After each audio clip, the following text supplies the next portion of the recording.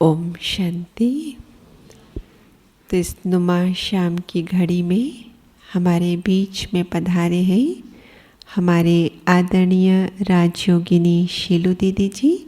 एक हाथ हिलाकर हम आपका स्वागत करते हैं, सत्कार करते हैं, अभिनंदन करते हैं। आप बाल्यकाल से ही इस ईश्वरीय ज्ञान मार्ग पर चलते हैं। 1969 जिस वर्ष ब्रह्मा बाबा अव्यक्त हुए, उसी वर्ष आपने अपनी स्नातक की पढ़ाई पूरी की और मधुबन में आए और टीचर्स जो ट्रेनिंग, फर्स्ट टीचर्स ट्रेनिंग हुई उसमें भाग लिया और वहीं से आरंभ हो गई आपके समर्पित जीवन की यात्रा।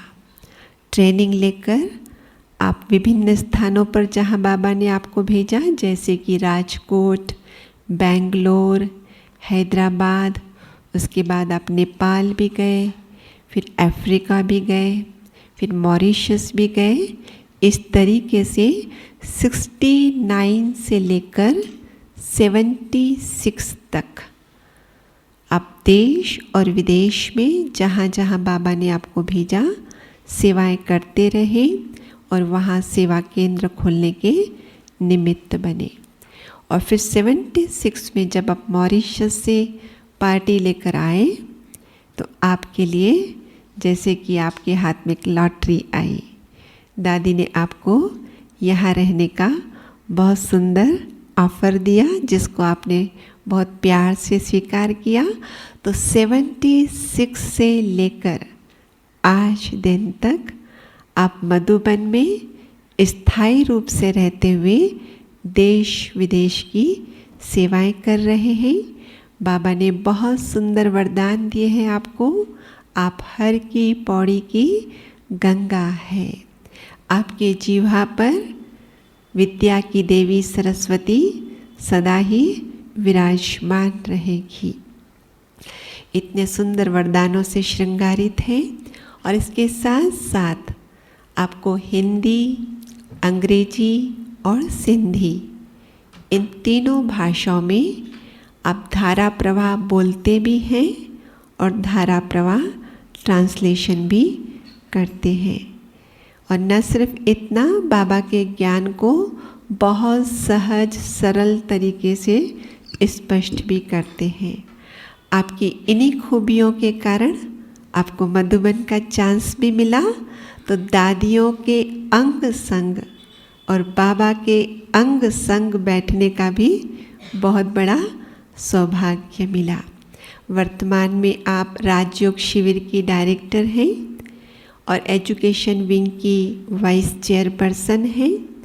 और जैसे कि हम देख रहे हैं, दादियाँ धीरे धीरे अव्यक्त वतन की और बाबा के पास एडवांस पार्टी में आगे की प्लानिंग के लिए चलते जा रहे हैं। तो मधुबन कैंपस में रहते हुए आपने जो दादियों से पालना ली है, जो बाबा से पालना ली है, साकार मम्मा बाबा से, और वही पालना का रिटर्न अब आप यहाँ आने वाले हर भाई बहनों को देते हैं। बहुत ही ऊंची जिम्मेवारियां, प्रतिभाओं से संपन्न होते हुए भी बहुत ही नम्रचित, मधुर, मिलनसार होने के कारण सब ऐसे अप्रोच करते हैं जैसे कोई हमारे अपने ही हैं। नहीं तो कई जब बड़ी पोस्ट होती है तो थोड़ा सा मिलने में क्या होता है, संकोच होता है। लेकिन दीदी का क्या कहें कि वो पर्सनालिटी में ऐसा चुंबकत्व है, सब अपने आप खींचे चले आते हैं। तो ऐसे दीदी से अभी हम सुनेंगे भट्ठी का लक्ष्य, संस्कार परिवर्तन, योग तपस्या, अनुभूति हम कैसे करें। और वैसे भी बाबा कहते हैं, कभी देखी ऐसी कोई यूनिवर्सिटी जहाँ बच्चा भी पढ़ रहा है, बाप भी पढ़ रहा है और दादा भी पढ़ रहा है ना। तो बहुत ही सुंदर बाबा का ये विद्यालय, और इसीलिए यहाँ पर क्लासेस जो भी रखेंगे हर एक को उसका फ़ायदा होगा। तो अभी हम सुनते हैं दीदी से। आदरणीय दीदी जी। आप भी अपना परिचय दो। हाँ, शरीर का नाम इंदिरा बहन है। पिछले 34 वर्षों से ज्ञान मार्ग पर चलते हैं और 23 वर्षों से बाबा के यज्ञ में समर्पित रूप से सेवाएं दे रहे हैं और पिछले 12 वर्षों से इस मधुबन कैंपस में शीलू दीदी के साथ ही रहकर उनकी सेवाओं में सहयोग देते हैं। ओम शांति। ओम शांति। मधुबन तपोभूमि, वरदान भूमि, परिवर्तन भूमि, ब्रह्मा बाप और माँ की कर्म भूमि, दादियों की भी कर्म भूमि, ऐसी महान भूमि पर आप सभी पधारे हैं। तो सर्व मधुबन निवासी तथा हमारी तरफ से भी आप सभी का बहुत बहुत बहुत स्वागत है, स्वागत है, स्वागत है।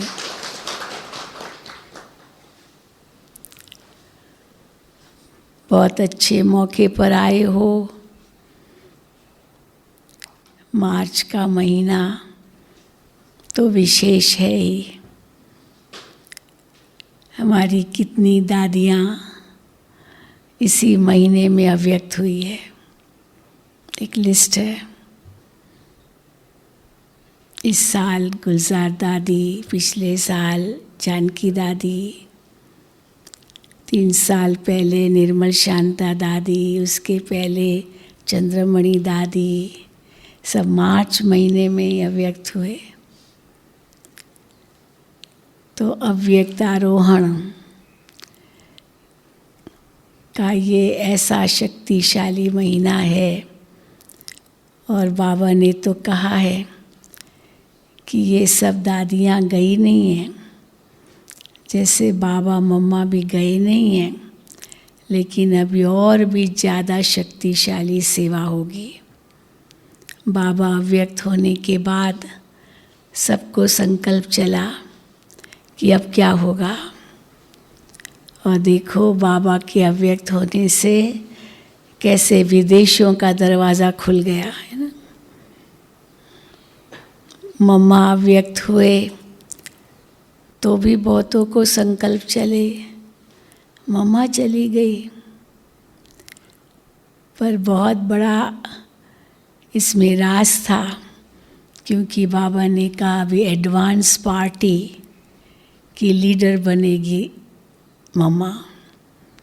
तो तब से एडवांस पार्टी क्या है वो बाबा ने स्पष्ट किया, कैसे वो सतयुग को लाएंगे, देवताओं को जन्म देंगे, उनकी तपस्या बहुत ही अपना प्रभाव डालेगी और उसमें मम्मा लीडर होगी।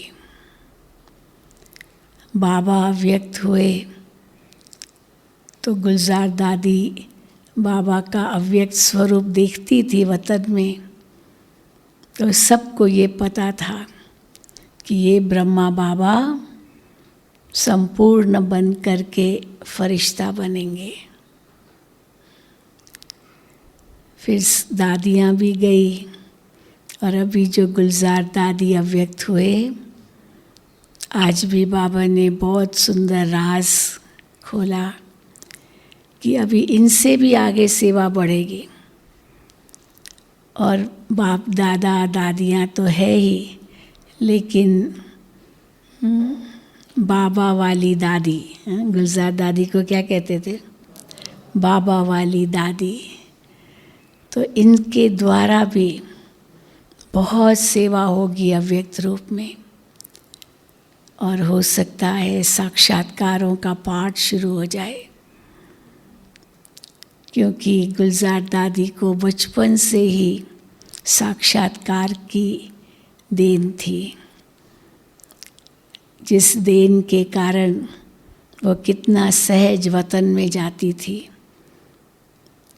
संदेश लाती थी, कितने राज उनके द्वारा स्पष्ट हुए,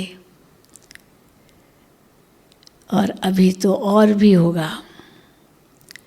अनेक आत्माओं को साक्षात्कार होंगे, देवियों के साक्षात्कार, फरिश्तों के साक्षात्कार, और आत्माएं खींची हुई यहाँ आएगी। इसलिए बच्चों को अब ऐसा तैयार होना है। तो कैसे होंगे हम तैयार? जब हम अपनी अवस्था पर ध्यान देंगे। जो बाबा कहते हैं आपका चेहरा और आपकी चलन, ये दोनों सेवा करें। अभी भल हम कहेंगे दादियाँ व्यक्त हुई, लेकिन जिनको तैयार किया वो अब तैयार होकर औरों को तैयार करेंगे। वो दादियाँ तो फिर भी थोड़ी थी, और अभी तो इतने बाबा के बच्चे हो गए हैं। अगर एक एक तैयार होकर फरिश्ता रूप अपना स्पष्ट करे, दिखाए, तो कितनी आत्माएं बाबा को पहचानेगी। तो अभी वो समय आ गया है। जो बाबा कहते हैं माउंट आबू से आबू रोड तक क्यों लगेगी, वो भी आएगा समय। वो भी समय आया पिछले साल, जो बाबा ने कहा था कि आप अपने घर से बाहर नहीं निकल सकेंगे। वो भी समय देखा ना सबने। पिछले साल क्या था? घर में रहो, घर में रहो, बाहर मत निकलो, बाहर मत आओ। तो वो भी समय देखा, और वो भी समय देखेंगे जो बाबा के बच्चों के आगे क्यों लगेगी। वो भी आएगा समय, और इससे बाबा के बच्चों की अवस्था जो ऊंची हो जानी चाहिए वो होगी, और साक्षात्कार कराने के निमित्त बनेंगे। तो ऐसे के लिए तैयार है ना आप सभी? है ना सभी तैयार? इसलिए आप सभी मधुबन धरनी पर पहुँचे हो। मधुबन, ये दो शब्द है वैसे कहें तो, मधु और बन। और मधु का मतलब है संगठन। शहद कैसे बनता है, मधु कैसे बनता है?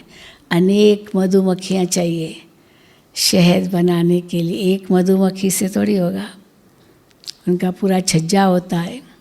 हजारों मधुमक्खियाँ चाहिए तब शहद बने। तो मधु माना शहद, मधु माना मिठास, मधु माना संगठन, और वन माना जंगल, जंगल, एकांत, तपस्या।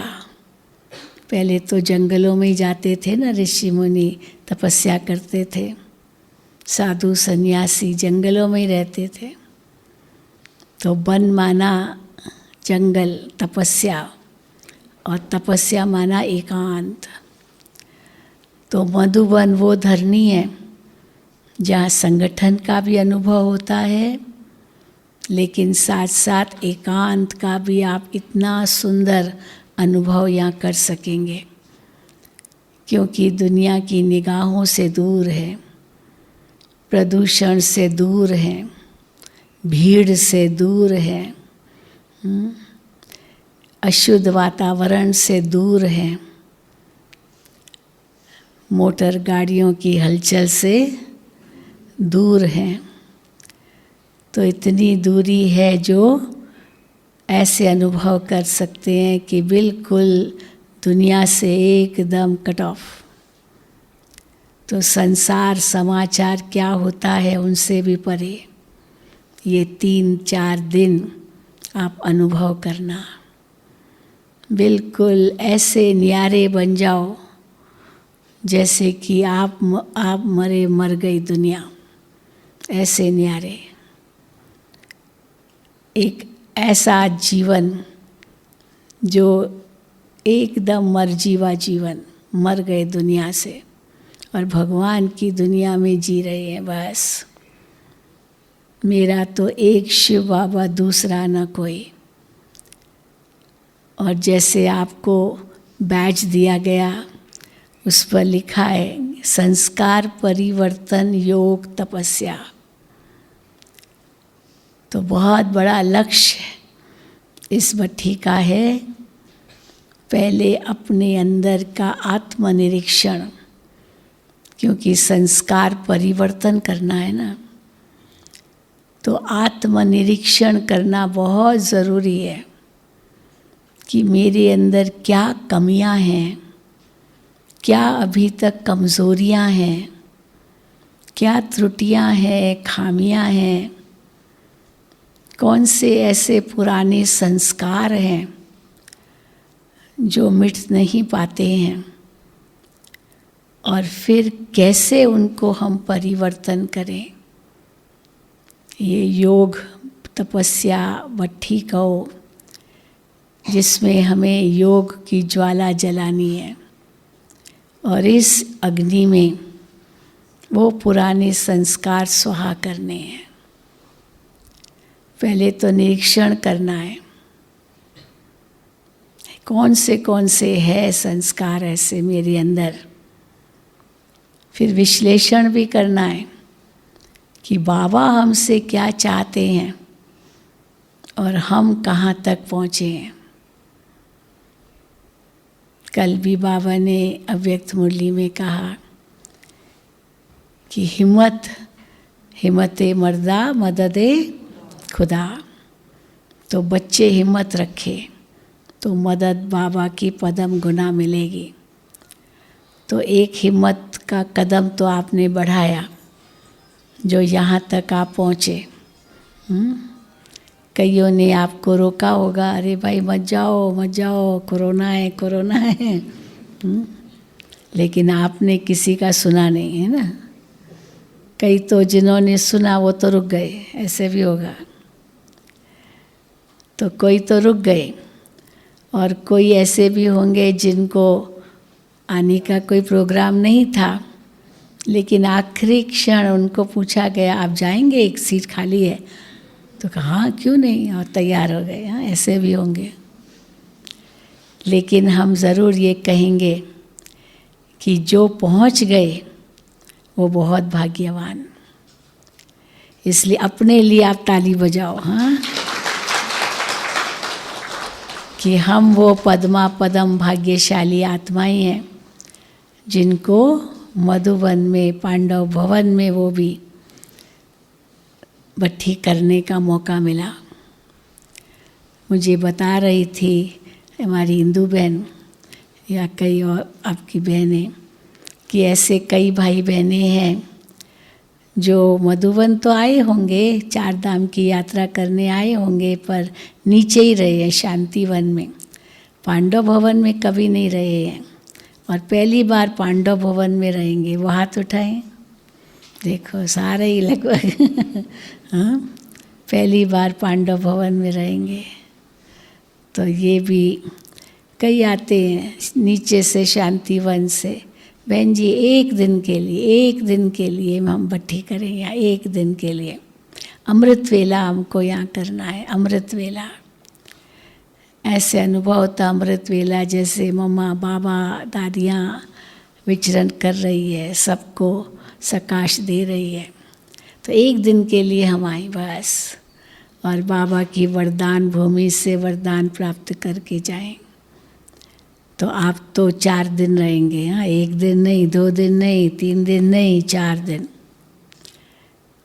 तो बाबा से कितने वरदान प्राप्त करके जाएंगे, कितनी सकाश लेकर जाएंगे, वो आप पर निर्भर है, कितनी आप में हिम्मत है। क्योंकि बाबा तो झोली खुली बांट रहे हैं, हाँ लुटा रहे हैं। हम कितना ले पाते हैं वो हम अपने अंदर देखें। तो बाबा ने हिम्मत का एक कदम कहा, और वो हिम्मत में क्या करना है कल बाबा ने बताया। याद करो अपने स्वमान को।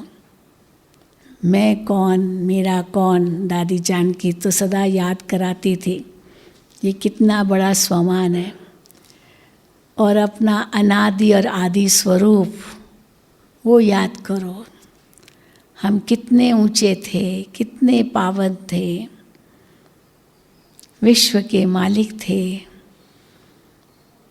और वो स्वमान याद आते ही फिर वो हिम्मत आएगी, हमको फिर से बनना है। तो हिम्मत कैसे आएगी? जब हम अपने स्वमान को याद करेंगे। हिम्मत कैसे आएंगी? जब हम अपने अनादि और आदि स्वरूप को याद करेंगे। हिम्मत कैसे आएंगी? जब बाबा के महावाक्य वो याद आएंगे, बच्चे विजय तुम्हारा जन्मसिद्ध अधिकार है। और जो कुछ कर रहे हो ये नया नहीं है, सिर्फ एक कदम आगे बढ़ना है। अपनी हिम्मत का बढ़ाओ। विजय तो तुम्हारे गले का हार है। और कौन तुम्हारे साथ है? इतना बड़ा निश्चय। पांडवों को ये निश्चय था, भगवान हमारे साथ है, तो विजय तो हमारी हुई पड़ी है। तो जिसके तरफ भगवान स्वयं हो उसकी हार हो सकती है? कभी नहीं। ये निश्चय, ये नशा अनुभव करना है।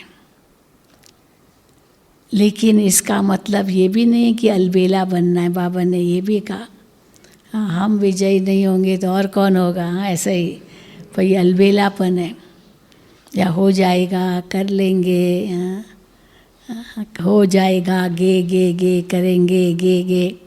बाबा कहते गे गे की भाषा नहीं बोलो अभी।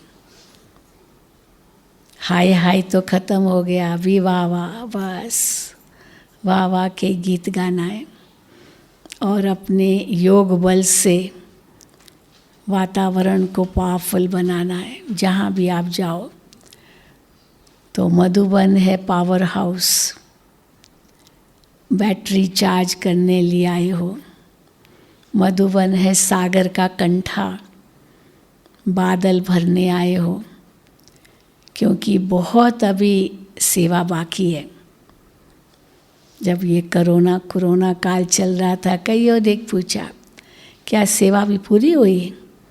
अभी हम लोग कोई सेवा नहीं करेंगे, ख़त्म हुआ, पूरा हुआ ड्रामा, हाँ ख़त्म।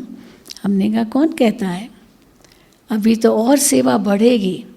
और वही बाबा ने आज भी संदेश में कहा, जो आज 12वां लगा ना गुलजार दादी का, तो वेदांती बहन भोग लेकर के गई और गुलजार दादी ने वतन में इच्छा जाहिर की कि बाप दादा को कहा, बाप दादा बहुत समय से डायमंड हॉल में हमने दृष्टि नहीं दी। 3 साल दादी बॉम्बे में थी, तो डायमंड हॉल याद आ रहा है, सब भाई बहनें याद आ रहे हैं।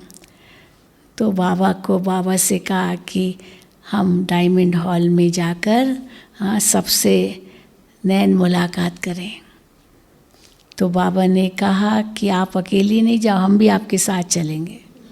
बाप दादा, तो वेदांती बहन के तन में बाप दादा और गुलजार दादी आए और कैसे सबको दृष्टि दी, कितनी देर तक दृष्टि दी, जो भी स्टेज पर बैठे थे, फिर सारी सभा को दृष्टि दी।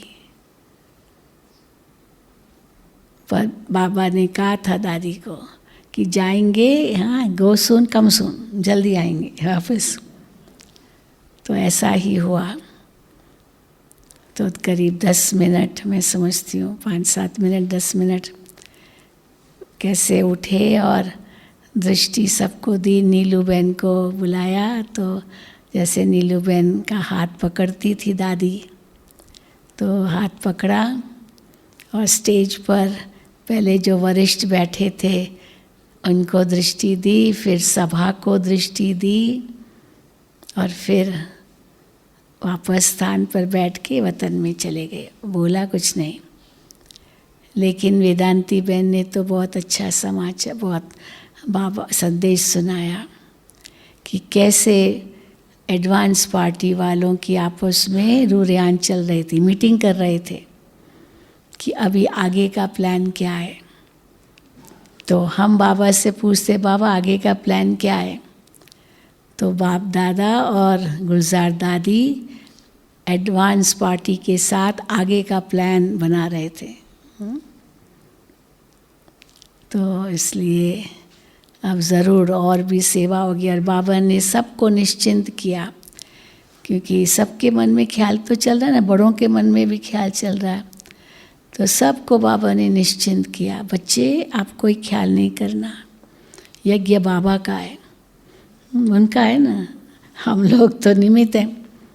कैसे चलाना है, कैसे सेवा होनी है वो बाबा जाने, और कैसे ये सेवा और आगे बढ़नी है, और भी दिन दुगनी रात चौगनी गति से और आगे बढ़नी है। बच्चे तैयार हो जाएं, बस बाबा बार बार यही कहते हैं, क्या करें बच्चे? तैयार हो जाएं, कर्मातीत बने, अपना साक्षात्कार कराए। दादी गुलजार तो साक्षात मूर्त थी, बिल्कुल साक्षात मूर्त। अंतिम घड़ी तक दृष्टि दी सबको, ज़्यादा बोलती तो वैसे भी नहीं थी। डॉक्टरों ने इतनी महिमा की, कभी ऐसे पेशेंट की महिमा नहीं करते, लेकिन जो डॉक्टर्स थे खास आए थे, देखा होगा आप लोगों ने यूट्यूब पर, उन्होंने भी जो महिमा की दादी की, कहते ऐसा पेशेंट हमने कभी नहीं देखा। और दादी ने अपना भी अनुभव सुनाया, मैं तो शरीर में थी ही नहीं, मैं तो बाबा के पास थी। अब कुछ भी कर रहे हैं वो तो उसको तो कुछ भी अनुभव नहीं, दृष्टि देती थी, बस दृष्टि देती थी, मुस्कुराती थी और बाबा के पास। बाबा ने तो उसको जैसे वतन में ही रखा था, पर अंतिम हिसाब किताब शरीर का चुक्त हो रहा था, पर वो तो बाबा के पास ही थी। तो इसलिए अभी बाबा बहुत कुछ कराएगा, बस आप बच्चे तैयार हो जाओ। तो क्या करेंगे हम सभी? क्या करेंगे? तो मौका मिला है, यहाँ 3 दिन इतनी तपस्या करो, जो वापस जब आप जाएं तो सब महसूस करें कि ये तो बदल गए, ये तो बदल गए। हाँ, क्योंकि अग्नि में पड़ना माना हर चीज़ परिवर्तित हो जाती है ना। कोई भी चीज़ आग में डालो उसी रूप में बाहर नहीं आती है, बदल जाती, जैसी वो चीज़ होगी परिवर्तन हो जाता है, चाहे रूप का परिवर्तन, रंग का परिवर्तन, गुणों का परिवर्तन, कर्तव्यों का परिवर्तन, मतलब जो कुछ भी है सब कुछ न परिवर्तन ज़रूर होता है, हर चीज़। तो हम भी इस योग तपस्या में ऐसे परिवर्तित हो जाए जो वही जो पुराना स्वरूप न रहे। तो इसलिए कैसे तपस्या करेंगे? एक बाबा, दूसरा ना कोई। तो पहला लक्ष्य क्या है? आपको समय मिला है अपने अंदर अपने आप में टटोलने का, क्योंकि वहाँ तो परिवार, गृहस्थी, धंधा, नौकरी, पता नहीं क्या क्या झमेले ही झमेले, और यहाँ पर कुछ नहीं है, है कुछ? हाँ, बस तपस्या करनी है और कुछ नहीं है। कोई बाहर का वातावरण नहीं है, न ख्याल आना चाहिए आपको। जैसे कहते ना, आप मोए मर गई दुनिया, वैसा ही आपको अनुभव होना चाहिए। कुछ कारोबार आप छोड़ के आए होंगे, कहा होगा भाई 4 दिन के बाद हम आएंगे तो देखेंगे। आपको यहाँ ख्याल चलेगा, पता नहीं जिसको मैं दे के आया हूँ, कह के आया हूँ, वो कुछ करेगा भी या नहीं। फिर पूछते रहेंगे भाई हुआ नहीं हुआ। हाँ, उसमें भी जाने की ज़रूरत नहीं है। क्यों ज़रूरत नहीं है? क्योंकि आप नहीं है ना, तो बाबा देखेगा। आपको देखने की, आपको सोचने की ज़रूरत ही नहीं। आपने तो बाबा के ऊपर सौंप दिया ना, सौंप दिया ना बाबा को और आ गए ना यहाँ कि वो लेकर आए हो जिम्मेदारियाँ। लेके तो नहीं आए हो ना, जो सच जो लेके आए हैं थोड़ी थोड़ी बात उठाए थोड़ी हाँ नहीं। माताओं को बाबा ने उस दिन कहा ना, चलो बच्चे याद नहीं आएंगे पर पोते दोते, पोते दोते बहुत याद आते हैं, क्योंकि वो पोते दोते तो वो ब्याज है ना।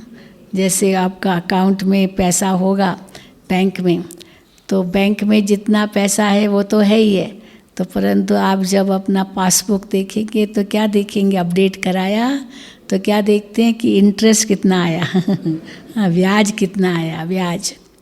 तो ब्याज आएगा तो उसकी खुशी होती है ना।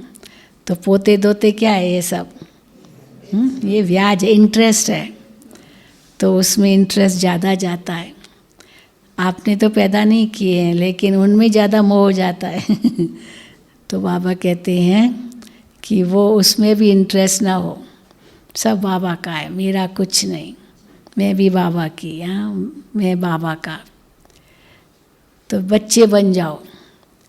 और आप मधुबन में आए हो तो मधुबन के 4 धाम तो मशहूर है ही, सारी दुनिया आती है, बाबा के बच्चे आते हैं देश विदेश के बाबा के 4 धाम की यात्रा करने। तो वो 4 धाम तो प्रख्यात है ही है, गंगोत्री, जमुनोत्री, हाँ क्या है ये क्या बोलते हैं हाँ वो केदारनाथ, बद्रीनाथ, या जो ईस्ट वेस्ट नॉर्थ साउथ जो भी मंदिर है वो तो सब है ही। लेकिन ये ब्रह्मा बाबा के 4 धाम, जहाँ ब्रह्मा बाबा ने तपस्या की, बाबा का कमरा जहाँ बाबा रहते थे, तो वो कमरा ऐसा चार्ज कमरा है, इतना शक्तिशाली कमरा है, जहाँ जाते ही अनुभव करते हैं जैसे हम दूसरे लोक में पहुँच गए। माता पिता की गोद का अनुभव होगा, हम छोटे बच्चे बन गए, बस छोटा बच्चा बन जाओ। छोटे बच्चे कैसे होते हैं, बिल्कुल इनोसेंट, एकदम इनोसेंट, उनको कुछ दुनिया की सुध बुध नहीं, कुछ ख्याल नहीं, एकदम छोटे बच्चे। तो ऐसे छोटे बच्चे बन जाओ। और बाबा कहते हैं बच्चे बनेंगे तो बच जाएंगे। बच्चा माना बच गया, बच गया, दुनिया की बातों से बच गए। तो इसीलिए बाबा के कमरे में जाते ही छोटा बच्चा कैसे माँ बाप की गोद में जाता है, इतना वो निश्चिंत हो जाता है, ऐसा अपने आप को समझना। बिल्कुल एक बाबा दूसरा ना कोई, और बाबा से मीठी मीठी रू रिहान करना, जैसे बच्चा अपने पिता से करता है, इतना प्यार पाता है, अधिकार भी मिलता है, बच्चे को अधिकार मिलता है। पिता समझता है ना कि मेरे जो कुछ मेरा है ये सब बच्चों के लिए है, तो अधिकार भी है, लेकिन वो अधिकार पाने के लिए बच्चा बनना पड़ेगा। बड़ा हूँ, सेठ हूँ, साहूकार हूँ, ये हूँ, 3 बच्चों का बाप हूँ, ये सब नहीं हाँ, इतना बड़ा मेरा धंधा है, व्यापार है, इतना बड़ा परिवार है, कुछ नहीं। मैं कौन हूँ, क्या हूँ, छोटा बच्चा हूँ बस।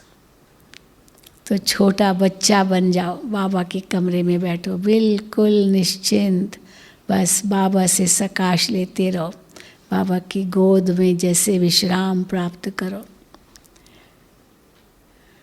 वैसे तो हिस्ट्री हॉल दूसरा धाम है, लेकिन वहाँ अभी काम चल रहा है, क्योंकि बहुत सालों से पेंडिंग था। बाबा 62 में ये हॉल बना था, हिस्ट्री हॉल। उसके बाद कोई रिपेयरिंग नहीं हुई, आप सोचो। तो बहुत सारे वो ये दीवारें थोड़ी चू रही थी, पानी आ गया था, तो सब इसलिए सारा सीमेंटेड कर रहे हैं। और वो वायर्स भी सब पुरानी ज़माने की, वो सब अंडरग्राउंड कर रहे हैं।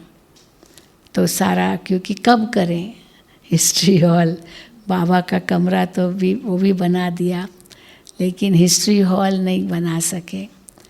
तो इसलिए आज अभी कुछ 10-12 दिन और लगेगा, इसलिए हिस्ट्री हॉल में तो नहीं जा सकेंगे। परंतु फिर भी हिस्ट्री हॉल में हम लोग क्या अनुभव करते हैं, बाबा को टीचर के रूप में, स्टूडेंट, पढ़ाई, बाबा पढ़ाई पर कितना ध्यान देते हैं। बाबा कहते एक एक ज्ञान का रत्न वर्जन, एक एक वाक्य, महावाक्य लाखों रुपयों का है। सत्य ज्ञान जो भगवान ने दिया किसी शास्त्र में नहीं है, इसी समय भगवान देते हैं। इसलिए आता है ना, मेरे मिलने का रास्ता मैं खुद ही बताता हूँ। मेरा परिचय, मैं कौन हूँ, मैं कैसा हूँ, मैं ही बताता हूँ। इसलिए भगवान को ही अपना परिचय देना पड़ता है। वैसे तो दुनिया में तो दूसरे परिचय देते ना, किसी का, किसी बड़े व्यक्ति का परिचय वो खुद थोड़ी देता है, दूसरे देते हैं। लेकिन भगवान को अपना परिचय खुद देना पड़ता है, क्योंकि कोई नहीं जानता उसको। इसलिए मुरलियों में ना मैं ज्ञान का सागर हूँ, मैं।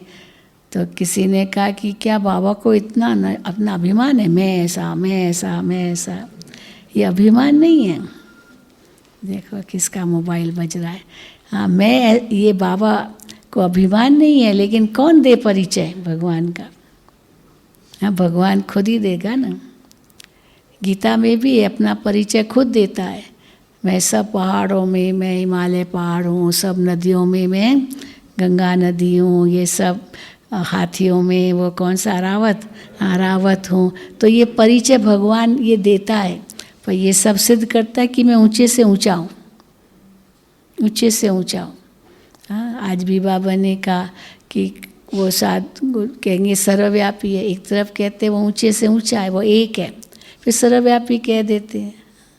अभी ऊंचे से ऊंचा वो एक है, फिर सर्वव्यापी कैसे हुआ? परंतु मेरा सही परिचय नहीं है। कहाँ है सही परिचय? तो भगवान को अपना परिचय देना पड़ता है। तो कैसे टीचर बन कर के बाबा हिस्ट्री हॉल में मुरली चलाते थे और अपना परिचय शिव बाबा देते थे ब्रह्मा द्वारा। और ब्रह्मा बाबा कहते मैं भी स्टूडेंट बन के सुनता हूँ। ब्रह्मा बाबा ने एक दिन भी मुरली मिस नहीं की होगी मुरली मिस, क्योंकि उनके द्वारा ही तो बाबा बोलते थे। इसलिए वहाँ स्टूडेंट का अनुभव हम करते हैं। और हमारा टीचर कौन? ऊंचे से ऊंचा, जिसका कोई टीचर नहीं। तो वो नशा हिस्ट्री हॉल में हम अनुभव कर सकते हैं। ज्ञान का मनन चिंतन हिस्ट्री हॉल में बहुत अच्छा कर सकते हैं। और फिर बाबा की झोपड़ी, तो हिस्ट्री हॉल में बाबा को टीचर रूप में, और झोपड़ी में कुटिया में बाबा को सखा रूप में देखना। वहाँ बैठ कर के बाबा को पत्र भी लिख सकते हैं। पत्र लिखना, वहाँ पर लेटर बॉक्स है, बाबा के कमरे के बाहर भी लेटर बॉक्स है। आपको बताया होगा, सवेरे या शाम को बाबा को पत्र लिख करके डाल दो। अर्जी कुछ भी आपके मन में जो कुछ है वो बाबा को पत्र में लिख के डाल दो। बाबा आपका पढ़ेगा। हाँ, और कोई नहीं पढ़ता है, बस बाबा ही जाने, आप जानो। इसलिए बाबा को सखा रूप में देखो। झोपड़ी में जो अंदर की बातें सब बाबा को सुनाओ, सब सुनाओ। खाली करो अपने आप को, दिल खाली करो, हल्के हो जाओ, बिल्कुल सखा है आपका। जैसे माँ बाप को नहीं सुनाया जाता है, माँ बाप से तो प्यार लिया जाता है, टीचर से भी पढ़ाई ली जाती है, अपने दिल की बातें नहीं सुनाते। पर सखा, हाँ, मित्र, दोस्त, उनको तो सब बातें बताते हैं। तो बाबा को मित्र के रूप में, खुदा दोस्त के रूप में देख करके बाबा से बातें करो। जो भी अंदर में है, कूड़ा किचरा जो भी, सब बाबा को दे दो, बाबा को बता करके दे दो। और खाली हो जाओ, खाली हो जाओ बस। और पुरानी चीज़ों से खाली एकदम, तब हल्के होंगे। और फिर शांति स्तंभ, शांति स्तंभ पर जाते ही क्या अनुभव करेंगे? बाबा सतगुरु रूप में मेरे सामने हैं। बिल्कुल सतगुरु, सतगुरु की याद से आत्मा पावन बनती है। गुरु बिना गति नहीं ना, तो है तो सतगुरु की बात, शिव बाबा की बात। शिव बाबा से ही सदगति होती है। और वही सतगुरु हमें क्या कहते हैं, बच्चे मैं आया हूँ ले जाने के लिए, मैं कालों का काल हूँ, महाकाल हूँ। महाकाल को बुलाते हैं, पतित पावन को बुलाते हैं, तो महाकाल क्या करेगा, सबको मुक्त करेगा ना। पतित पावन क्या करेगा, करके पावन बनाएगा ना। दुख हरता सुख करता आकर क्या करेगा, दुख हरेगा सुख देगा। तो बाबा कहते मैं आया हूँ तुम्हारी पुकार सुनकर, मैं आया हूँ, इसी समय ही आता हूँ, फिर नहीं आता हूँ सारे कल्प में। तो सतगुरु रूप में बाबा को याद करके इतनी शुद्धि अपने अंदर लाओ, जैसे ब्रह्मा बाबा ने लाई, गुलजार दादी ने लाई, सब दादियों ने लाई। हम देखते थे दादियों को, सबको, वहाँ बड़ा भाग्य था मेरा दादियों के अंग संग रहना। बाबा मम्मा को भी देखा, क्योंकि 1959, 60 उसी समय में ज्ञान में आई हूँ, छोटी थी। लेकिन मम्मा से भी मिले, बाबा से तो बहुत मिले। और फिर दादी प्रकाश मणि तो हमारी टीचर थी, मुंबई की हूँ, तो दादी तो वहीं रहती थी। सब दादियाँ आती रहती थी, तो सबसे मिलना होता था। तो मेरा सौभाग्य है ही। और अव्यक्त बाप दादा के साथ तो कितने सालों तक यहाँ मेडिटेशन हॉल में बाबा आते थे, तो हम यहाँ बैठ कर के ट्रांसलेट करते थे बिल्कुल सामने। और सारी रात बाबा के अंग संग, अव्यक्त बाप दादा के अंग संग बैठ के बाबा को हाथ में टोली देना, क्योंकि बाबा एक एक से मिलते थे। जिन्होंने मेडिटेशन हॉल में अव्यक्त बाप दादा से मुलाकात की, हाथ उठाओ। जी, बाकी ओम शांति भवन में तो बहुतों ने किया होगा, हाथ उठाएं।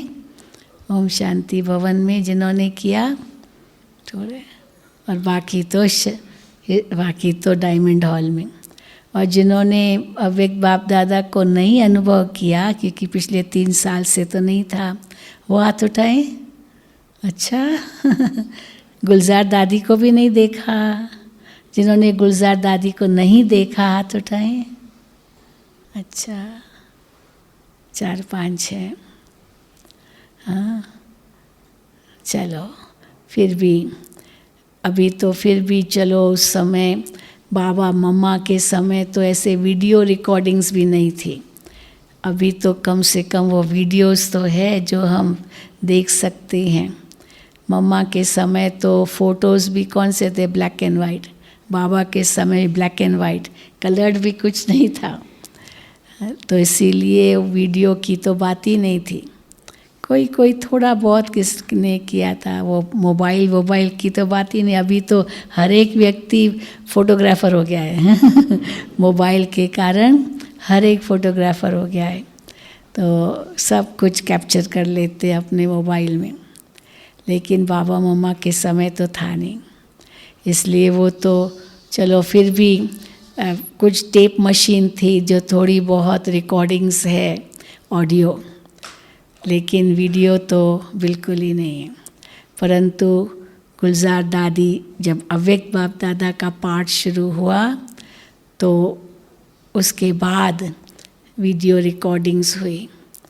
और कैसे ये सब अभी हम रिवाइज कर रहे हैं। साकार मुरलियाँ तो बहुत कम हैं, पर अव्यक्त मुरलियाँ तो शुरू से ही है, क्योंकि साकार जब बाबा अव्यक्त हुए तो 5-6-7 साल की मुरलियाँ हैं। क्योंकि बाबा यही कहते थे, बच्चे क्या करेंगे, ये कागज़ तो फट जाएगा, ये कागज़ तो फट जाएगा। उस समय ये सीडीज़ और पेन ड्राइव ये थोड़ी कुछ था, कुछ भी नहीं था, कागज़ पर ही होता था। वो भी अभी तो इतना सहज फोटोस्टैट हो जाता है, उस समय तो स्टेंसिल पर लिखते थे, इतना जोर लगाना पड़ता था। उसके पहले तो टाइपराइटर होता था, 4-4 कॉपीज़ ही निकलती थी बस, 4 कॉपीज़ ही निकलती थी, तो टाइपराइटर पर कितना ज़ोर दे सकेंगे। उसके बाद स्टेंसिल आया तो चलो 100 के लगभग एक साथ चलो निकालते थे, वो उसको क्या बोलते, लिथो करते थे। हाँ, उसके बाद चलो फोटोकॉपी आया, लेकिन अभी तो डायरेक्ट लाइव दे सकते, विज्ञान का बहुत सुख है, तो इसीलिए अभी तो बहुत सहज हो गया है। तो ये तो पता ही नहीं था ना कि साकार बाबा ऐसे चले जाएंगे, पर अव्यक्त बाप दादा का पाठ जैसे शुरू हुआ तो सब नोट करने लगे, वो सब रिकॉर्डिंग्स है। इसीलिए अव्यक्त मुरलियाँ तो साकार मुरलियों से भी ज़्यादा है, मतलब भले क्योंकि सीज़न में ही आते थे बाबा, परंतु अवश्य वो है, तो इसीलिए हम वो अनुभव कर सकते हैं। तो बाबा के शांति स्तंभ पर जब आप जाएं तो क्या अनुभव करें, सतगुरु का रूप। और ब्रह्मा बाबा ने कैसे अपनी हड्डियाँ इस यज्ञ में स्वाहा की, अंतिम घड़ी तक सेवा की। लास्ट दिन भी 18 जनवरी की शाम भी बाबा मुरली चला करके कमरे में आए, और 8:45 के लगभग रात को सब भोजन सब कर चुके थे, और उसी समय जैसे बाबा व्यक्त हुए, तो वो भी कैसा अनुभव था। और दादी जी उनके सामने, बाबा ने दादी को दृष्टि के द्वारा सब विल कर दिया, जो बाबा मुरलियों में कहते हैं, दृष्टि और हाथ, बस सारी शक्ति भर दी। बहुत अच्छा अनुभव सुनाते थे दादी जी। तो इसीलिए दादी और दीदी 2 हंसों का जोड़ा बनकर इस यज्ञ को कितना आगे बढ़ाया। साकार बाबा के समय तो बहुत कम था। फिर दीदी गए 83 में, लेकिन उसके बाद और सेवाएं बढ़ी। फिर दादी जी गए और सेवाएं बढ़ती गई। हाँ, जानकी दादी गए तो विदेशों में कितनी हमारी सेवाएं बढ़ गई है। और अभी गुलजार दादी के अव्यक्त होने से तो साक्षात्कार का पाठ खुल जाएगा ज़रूर। आत्माओं को घर बैठे साक्षात्कार होंगे, बाबा ने आज भी कहा। जैसे शुरू में हुए थे ना, बाबा को देखते ही ध्यान में चले जाते थे, या घर बैठे उनको श्री कृष्ण के साक्षात्कार होते थे, और श्री कृष्ण उनको कहता था मेरे से मिलना है तो पहले इनके पास जाओ, तो बाबा सामने आते थे, और उनको बाबा को ढूंढते ढूंढते बाबा के पास पहुंचते थे। वो उस समय की बात है। बाबा कहते वो फिर रिपीट होगा। हम बच्चों की स्थिति का साक्षात्कार वो उससे आगे होगा, जब अंत का समय आएगा। लेकिन अभी जो आएगा लोगों को अनुभव होगा, और वो खींचे हुए चले आएंगे यहाँ, आपसे साक्षात्कार करेंगे। आपको साक्षात मूर्त बनना है।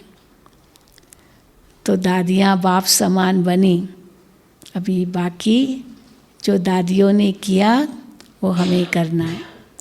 तो शांति स्तंभ पर आप जाएंगे तो बिल्कुल ऐसे अनुभव करना जैसे हम बाबा में समा गए, बिंदु सिंधु में समा गया। मैं आत्मा शांत स्वरूप बन के शांति के सागर में समा गई। प्रेम स्वरूप बन के प्रेम के सागर में समा गई। समाने का अनुभव, ये समाने का अनुभव माना समान बनने का अनुभव। तो समाना माना समान बनना, एक हो जाना, इसको कहेंगे बाप समान। बाबा कहते हैं आत्मा परमात्मा नहीं बनती है। आत्मा परमात्मा तो सदा अलग है, लेकिन आत्मा परमात्मा के सब गुणों को धारण करके वो स्वरूप समान बन सकती है। बस वही अनुभव आप शांति स्तंभ पर करना, बिल्कुल एकदम न्यारे बन जाना। और जितने न्यारे बनेंगे उतने ही सर्व के प्यारे बनेंगे। प्यारा बनने की कोशिश नहीं करो, न्यारा बनने की कोशिश पर। न्यारापन में प्यारापन भरा हुआ हो। न्यारापन का मतलब ये नहीं नफरत, कोई वैर दुश्मनी, कई वैर दुश्मनी नफरत के कारण न्यारे बन जाते हैं, वो नहीं। प्यार भी इतना सबके लिए हो, पर वो तब होगा जब आत्मिक दृष्टि होगी। क्योंकि बीज से प्यार है तो सारे वृक्ष से प्यार है। कई समझते ना, सबसे प्यार रखना माना भगवान से प्यार रखना। हम कहते सबसे प्यार रखने जाओ तो आप कहाँ तक सबसे प्यार रख सकोगे। भगवान से प्यार रखो तो सबसे प्यार हो जाएगा। जैसे पेड़ को पानी देना, एक एक पत्ते को देने जाओ तो कहाँ तक पानी पहुँचेगा, दे सकेंगे? दुनिया तो कितनी बड़ी है, कहाँ तक आप सबको प्यार देते जाएंगे। लेकिन बस भगवान से प्यार हो तो वो प्यार सब तक पहुँचेगा। इसलिए सबको प्यार ही देते रहना ये भी ज़रूरी नहीं है, न्यारा होना भी ज़रूरी है। क्योंकि बहुत प्यारे होंगे ना तो फिर क्या होता है, कई बार बहुत मीठी चीज़ ऐसे रखी कहीं तो दूसरे दिन देखो तो चींटियाँ लग गई है ना। तो कितना ध्यान से रखनी पड़ती है मीठी चीज़।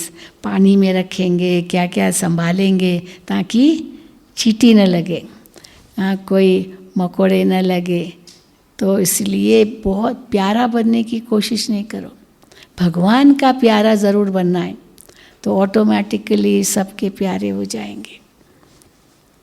बाकी तो बाबा कहते हैं एक मेरा तो एक शिव बाबा, दूसरा न कोई। यहाँ तो आप पूरा उसका अनुभव कर सकोगे। दे और दे के सब संबंधों से जैसे मर गए, बस ये अनुभव यहाँ करना। तो इसलिए ये लक्ष्य है और उद्देश्य क्या है कि बाप समान बनना है, संपूर्ण बनना है, फरिश्ता बनना है। जैसे ब्रह्मा बाबा बने, हमारी सब दादियाँ बनी, हमको भी उनके समान बनना है। ये नहीं सोचना हम तो बाद में आए हैं, हम तो पीछे आए हैं, हम कैसे जाएंगे। बाबा कहते सबको मौका है, सबको मौका है। लास्ट सो फास्ट जा सकते हैं। बल बाबा कहते थे बच्चे लेट का बोर्ड लगाए पर टू लेट का बोर्ड नहीं लगाए। लेकिन बाबा ने टू लेट तो शब्द कभी कहा ही नहीं है कि अभी टू लेट हो गया, बोल दिया, बोला क्या कभी? केवल लेट ही हुआ। कई हमसे पूछते थे फिर टू लेट का बोर्ड कब लगेगा? तो टू लेट का बोर्ड तो कब लगेगा जब वापस जाएंगे ना। टू लेट बस पूरा हुआ, खेल पूरा हुआ। तो खेल पूरा हुआ तब कहेंगे टू लेट, क्योंकि अंत में तो कुछ नहीं कर सकेंगे। ओम शांति।